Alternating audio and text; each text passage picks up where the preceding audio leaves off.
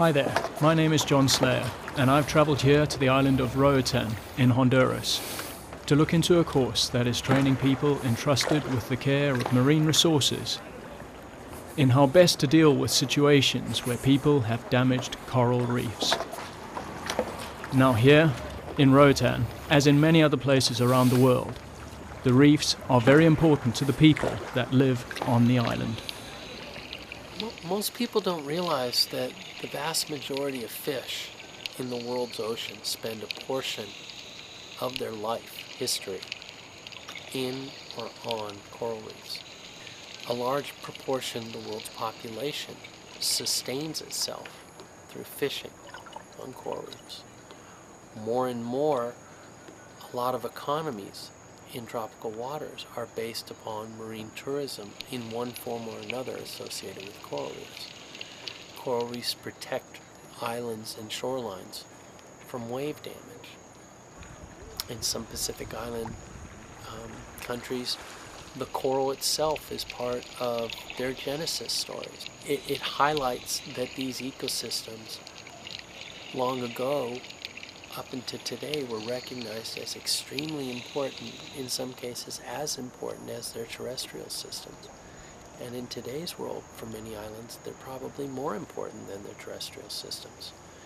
The coral reefs of Roatan, in fact, there's value of not only coastal protection, fisheries, and tourism. I mean, the reason why people come here, the reason why the island is developed as it is, because of the coral reefs. But also, we have a lot of issues with sedimentation and with nutrients. So we have to work on mitigating coastal development when it's happening, as well as in regulating sewage. And then the other reason why our reefs are also being affected is the fisheries. We've been overfishing them as well. Compared to the rest of the Mesoamerican countries, we have the highest coral cover. So if we start making management decisions, we can actually turn this reef around and make sure that it survives. But good management requires enforcement, and that is where things become difficult for marine resource trustees who are usually trained in conservation and science, not law. We've had problems in the past where, billionaires or millionaires have come by with their nice pleasure yachts and dropped anchor, but then disappeared pretty much rapidly. So, we want to go through, put a case to court, but, we need to learn how to do it properly. So the understanding of learning how to do it, and God forbid if it actually ever does come to court, then we're not going to get picked apart. Happened, it was early in the evening, late in the evening, when you look for set and he couldn't look right into the sun. And I guess, take it for granted, run right up on the reef. This is what they could face. You've got to look at the worst case scenario. You're going to be facing quite a vigorous and aggressive cross-examiner who is acting for a multi-million rand ship owner whose ship has run aground into coral reefs. And they're not going to roll over. They're going to have the best legal representation that is their right to represent the company or the individual. So with this program, we are trying to help managers and the governments, to win more cases. And in doing so, they will have the resources to restore those environments that have been damaged. It's important because when you take cases to court, it was very easy for the lawyers to win the cases. And then the responsible parties would never pay what the real damage they were doing. I'd always been working on other projects or other impacts that have been seen on the reef, and going out there and trying to help the local government, the Honduran government, and the local NGOs. And back in the days, a couple years ago, when we tried doing that, we realized we had no clue what we were doing. We just went out there and measured basically the impact area, and that's about all we could do. My name is Dave Golka, and I am the director of the Coral Reef CSI Field Training Program, which is an international program run through the International Coral Reef Initiative. And the Coral Reef CSI program is designed to train natural resource trustees and individuals who assist those trustee agencies in how to collect evidence underwater for short-term human-caused injuries, to hold people accountable for damages to those resources. The techniques are standardized. We train all over the world. We teach this all over the world. You can do it in any country. It's independent of a country's laws and regulations and resources, actually. So, it's a week-long training, and at the end of the week, we'll hold a mock court, a fake court in here, and your team will be responsible for presenting its evidence that you collected over the week and challenge on the validity of that evidence in court. And if you make it through court, then you'll get a certificate. But you gotta make it through court. The greatest scrutiny and test any gathered evidence will ever face is cross-examination in court. That is what the trainees would face at the end of the week. But their preparation started with making sure they had the right equipment to work with underwater. So we needed to make some equipment before getting to the water, and it's very easy to make. It's very easy to find the stuff that you need and very cheap. So we made the slide in the way that you can use it for a lot of things, like measure. So we have like a measure tape on the side, and you can also write your name that you can use in the court. That's very, very important. And we have like a pen in there, so you can write like a notebook. And yeah, so it's made to do a lot of things. Because when you are in the water, you can have a lot of stuff with you. This is the first and only underwater environmental forensics course that has ever been developed, and it presents a lot of other challenges. Underwater, it's a little different. We're not designed to spend time underwater. We need to use specialized equipment which limits our time underwater. In addition, the underwater environment is a fluid environment. It's constantly changing, and we can't control it in most cases. You have tides, you have currents, you have wave surges. We have organisms going through which might eat our evidence, so to speak, or at least nibble on it. And so from the time of an impact, we have a very narrow window, oftentimes, to get in there and collect the evidence we need. That, by necessity, leads one to creating a multidisciplinary team, and one that can very efficiently and effectively document and collect evidence on the scene. They have to be able to do a lot of things in a very limited time with a very limited amount of gear. It's very specialized. Because it is so specialized, it takes some time to get the techniques and teamwork honed to be effective. The first thing we do is we explain them in the classroom, step by step, how it is done. Then we go and do what's called a dry run.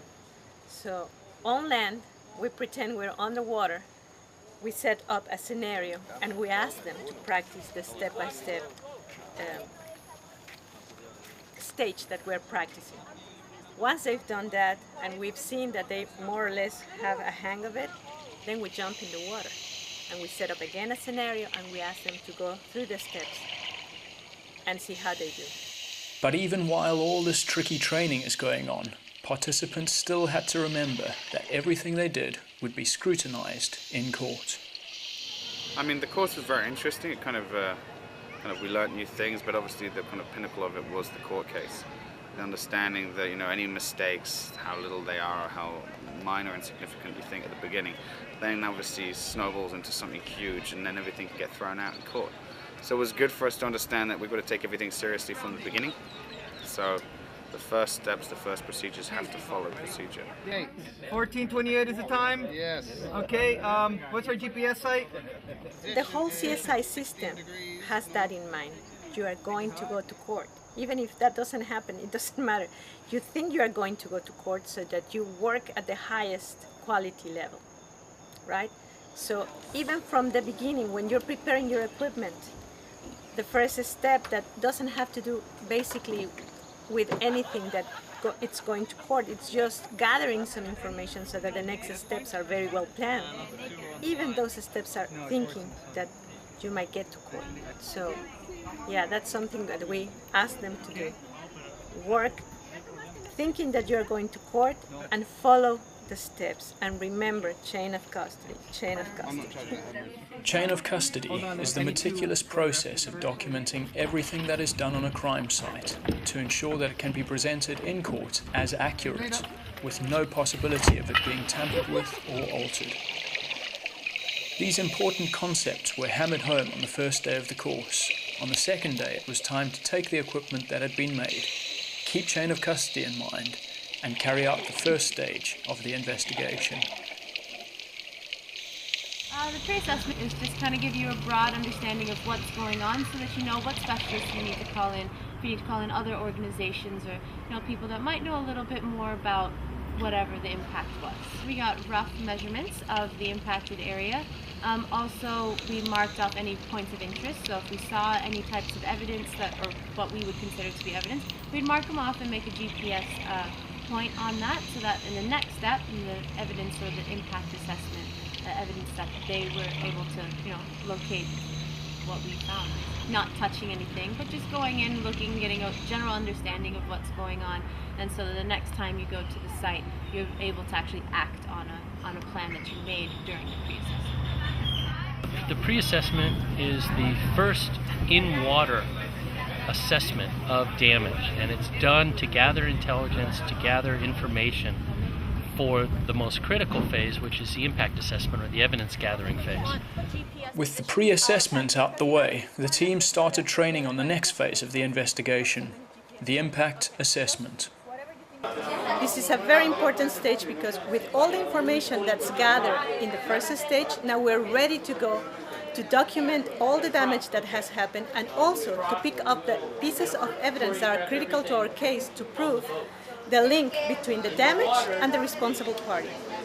So the team is going to have some information already from the pre-assessment about the scenario.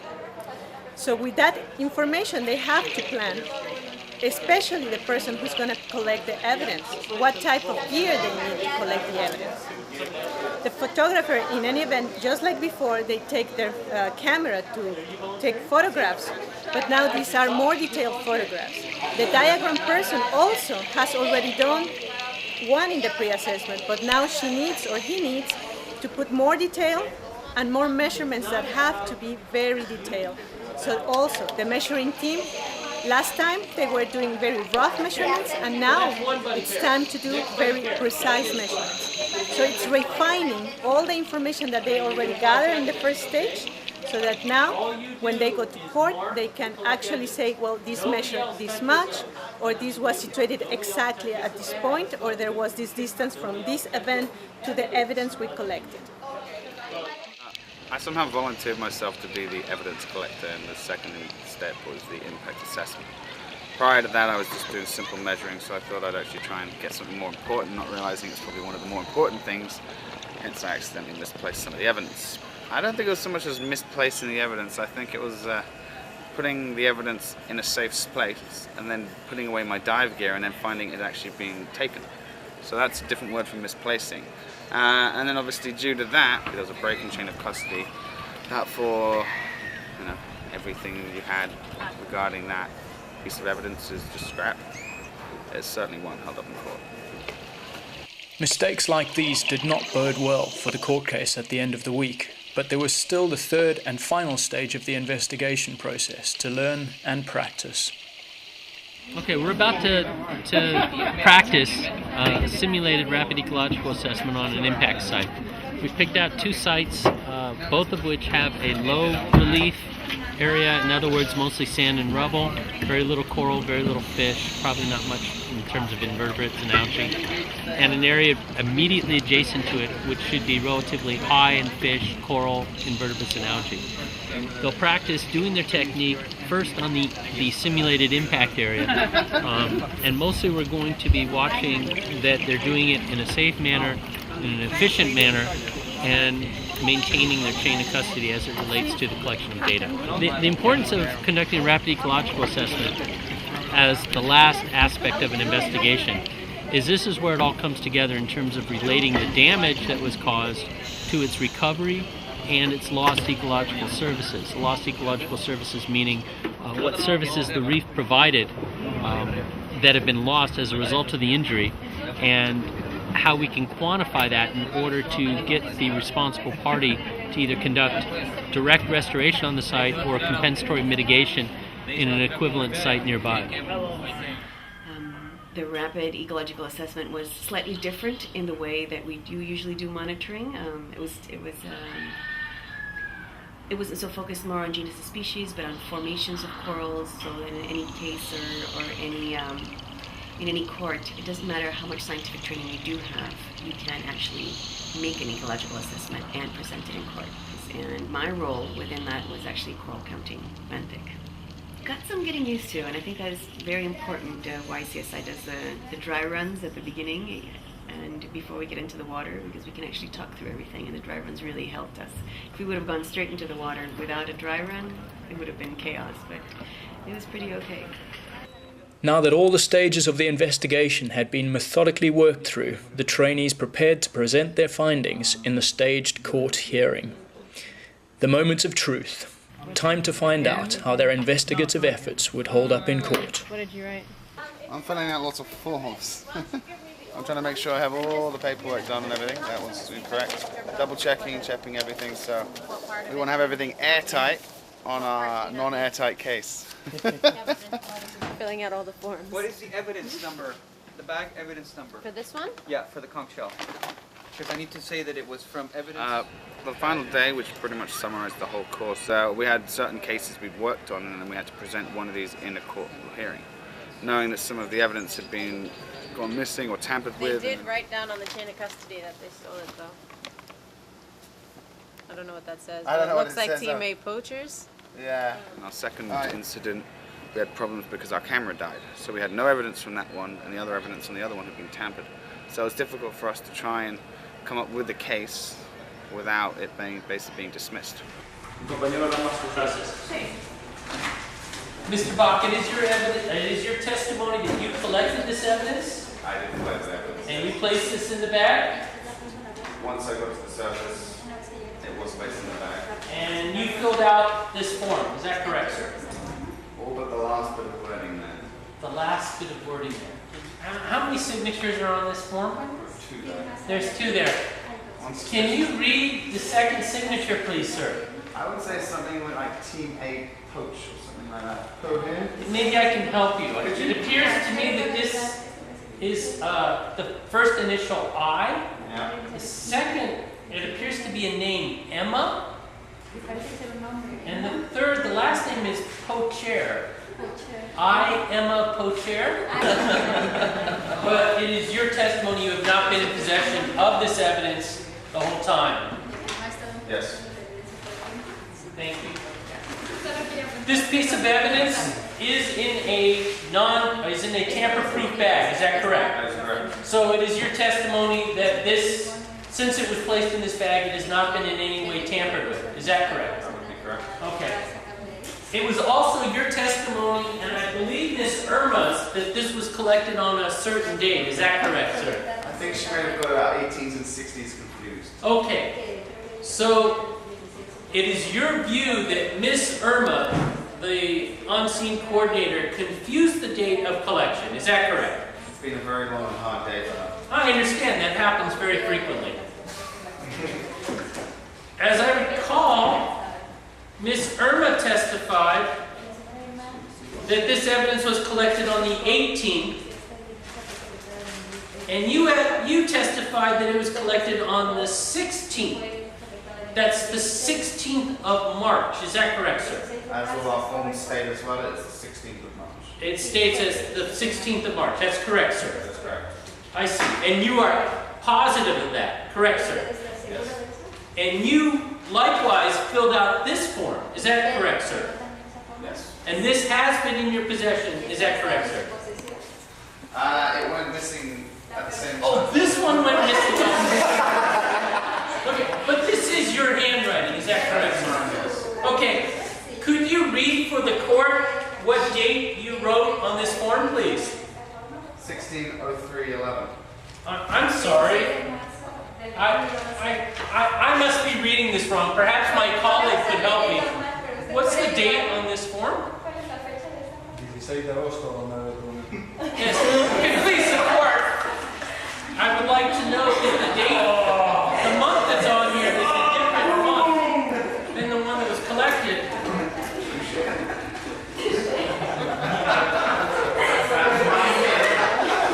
I would like to also point out that this piece of evidence has already been ruled inadmissible. Is Miss I am a poacher present in the court today? And yeah, found out in the court case, the mock hearing at least, that every little thing you do wrong can then be brought up against you. I mean, I understand the importance of chain of custody a bit more now, but obviously I don't expect if I'm on a boat going out to collect evidence that someone's going to be out there to steal it. Obviously not everyone is so honest, and there will be people paid by the responsible party to actually try and sabotage certain things, but I don't feel that someone's going to sneak on board and steal my stuff. But it is a good example that, yeah, we do need to be wary of where everything is at all times. The point of this exercise is to show you all those little mistakes so you don't make them again, so that you get it through your heads that what you do out in the field months from now will sink all that work and make it nothing, unless you do it right. You have to do it right that one chance you get. It was clear from the outcome of the mock court case that although the training had provided the basic skills, more work needed to be done. But the courses are really short, right? So if this is something that they really are going to use, they need practice, a lot of practice. And if they are going to have a team, the more they practice, the more they get better at communicating with each other, at knowing what the other role, the role of each person is. So for a team to really work, they need practice. Even if every day at work they have a case, they need to practice because not every case is the same. We were fortunate enough to actually be given a kit, so we've got a full CSI kit with GPS, cameras, radars, the whole works. So the idea is, yeah, the course is just a stepping stone, it's just the beginning.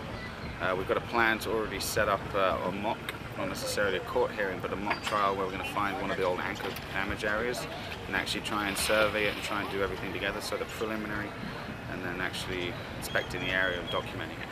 So I mean, for us, we're going to have to continue practicing, so then when anything does happen, we actually know what we're doing. All right, we're good to go. But it is not just about practicing the skills within the team. You have to think about how the training fits in with your country's legal system. I would most definitely find the tools that we were given here as a stepping stone to involve lawyers, district attorneys, the police department, the municipality, and get them involved and maybe bring them on board, give them an overview of what we've learned in that week workshop, and sort of begin a dialogue on how we can use the tools that we now possess for all the underwater evaluation and combine it with how they need this information, how they need us to process information, and how we need them to follow up on the information that we gather. Well, I think it is really important to have Coral Reef CSI and courses like this because it helps the managers actually follow up and follow through in making people responsible for their actions when it comes to coral reefs and coral reef groundings and coral reef mechanical damages and disasters. You know, in the past it's just happened that the boat is grounded or an anchor has come and caused damage and nobody can do anything about it. But this is a process of actually making everybody one knowing that they will be held accountable when there are such damages to the reef. 14 other workshops like this one have been held in countries around the world. Coral reefs are so valuable for the environment and for us as people as a resource. Hopefully, as the skills on this course are spread around the world, people will be held more accountable for what they are doing to coral reefs. And as a result, better care will be taken of those coral reefs for our benefit now and for future generations.